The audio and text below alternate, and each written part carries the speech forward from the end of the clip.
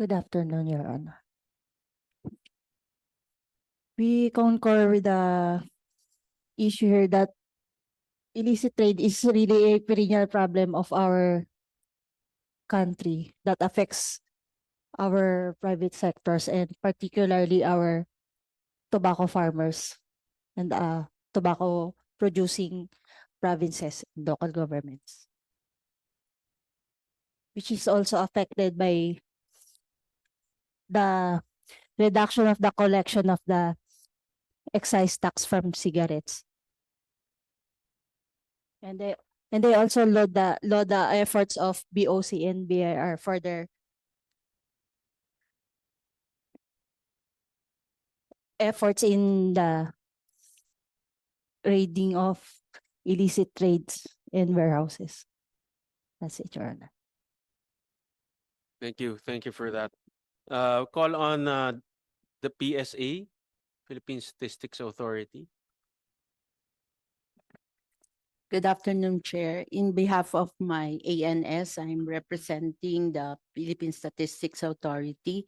So as we can say, the Philippine Statistics Authority is the official statistics for import data and export data. But we would like to clear that all the data that we have are only documented data that passes through the Bureau of Customs. The data we have is for official and only declared and cleared by the Bureau of Customs. So the PSA does not have any data on illicit trade regarding other, with all the other commodities that we have. Because our method is only coming from the declared import entry and export declaration that passes through the Bureau of Customs. Thank you. Thank you for that. To DTI, any comments? Good afternoon, Mr. Chair. For the DTI, our principal concern is on vapor products and heated tobacco products.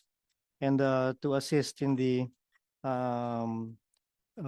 curtailing illicit trade, last September, we have filed formal charges against, to date, it's already 28 formal charges representing about 41 brands of vapor products.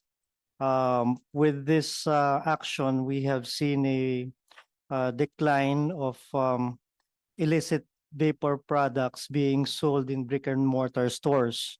Mostly the retailers have used the online selling, and we are actively coordinating with the platforms on taking down individual posts or individual pages of these online retailers on one aspect. But the other aspect is that the DTI is also purchasing as poster buyers for vape products on these online retailers, and we are developing we have found a web of suppliers, retailers, and eventually, once we have finished gathering our data, we'll be coordinating with the DOJ and filing of criminal cases against retailers, so that eventually we could find out who's the big suppliers of the illicit vapor products, Mr. Chair. I asked my staff to buy because there's a excise tax difference between freebase and nicotine salt, diba? The nicotine salt is being taxed higher compared to freebase, correct?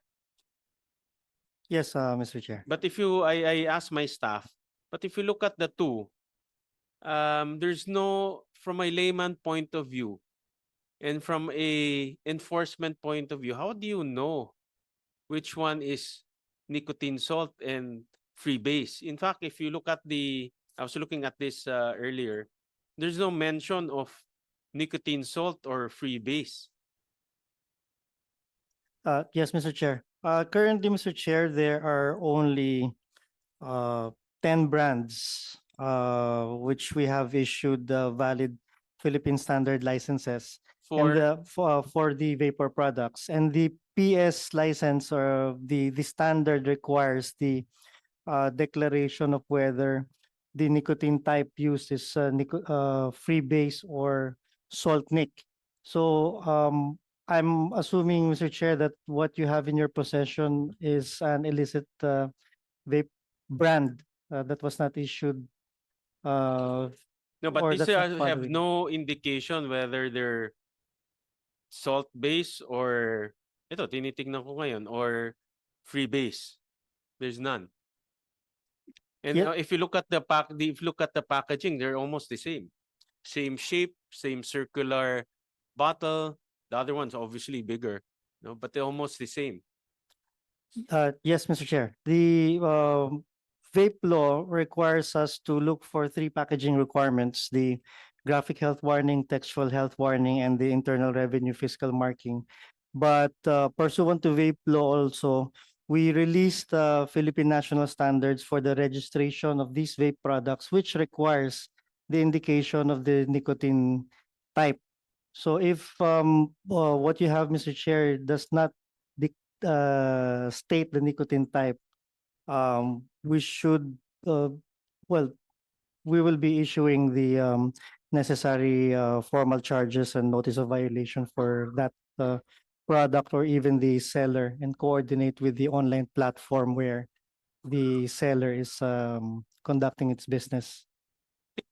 Or how much what is the volume of importation for nicotine salt versus freebase?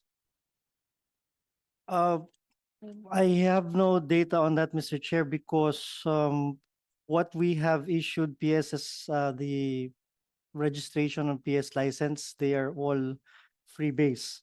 So we still have So all no. the licenses you issued is freebase. Yes, Mr. Chair. There's no nicotine salt. Yes, Mr. Chair. Even though nicotine salt based on the literature I read is much more smoother. I don't use it, but ano nga, bukas yung comparison. It's much more smoother, it's less I think it's easier to use. But then again, more people registered for freebase. Yes, Mr. Chair. The cost for that is because the free base tax rate is lesser. Correct. Yes. But obviously I bought a nicotine salt. It's available now. Yes, Mr. Chair. So in other words, you issued all of your licenses to import freebase, but nicotine salt is available here in the Philippines.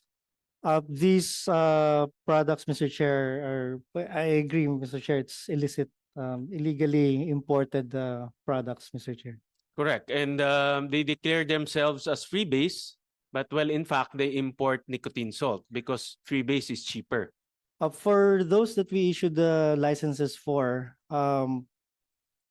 the tests required should declare the nicotine type. So we have recognized 2 laboratories in China, and part of the results that we require from them is the nicotine type. Any data from BIR or BOC? How much? What volume are what volume are we seeing for nicotine salt and freebase? Do we have that information? Baka sa BIR meron. Mr. Chair, as of now, we have no data here, but I think we can submit, Mr. Chair. Just submit to us the data from BOC and BIR also, because here, this is the comparison we saw. For nicotine salt, it's smoother for the throat, faster nicotine absorption, less vapor production, as compared to freebase. So in other words, the quality for nicotine salt is much better. I would I'm not a user, but based on the information that we got from the internet, it's supposed to be a much better use. But then again, DTI is saying to us that there is no license to import nicotine salt. Is that correct? We have not issued any PS license for any importer or manufacturer on product that's using nicotine salt. So that's also another loophole or another leakage, Attorney Asuncion, that we should be looking at, because it's quite perplexing that no one is importing supposedly nicotine salt, but it's available now in the market. And the reason for that is because freebase is much cheaper by 10 times compared to nicotine salt. So there's a problem, a leakage problem in the taxation between nicotine salt and freebase. No? And I heard earlier, I think it was from, is it from Mr. D or from Congressman Jericho, that we're the only country in the world that has a differentiation between nicotine salt and freebase. And because of that differentiation, we're now seeing technical smuggling. Technical smuggling can happen, or outright illicit trade can happen, no? Or is happening. Well, Mr. Chair, that's the tax rates on the nicotine typers beyond the DTI's mandate, Mr. Chair. Yeah, I know. I'm just making a statement so that Attorney Asuncion can hear me while she's talking to the BIR. No. Any comments to that? Because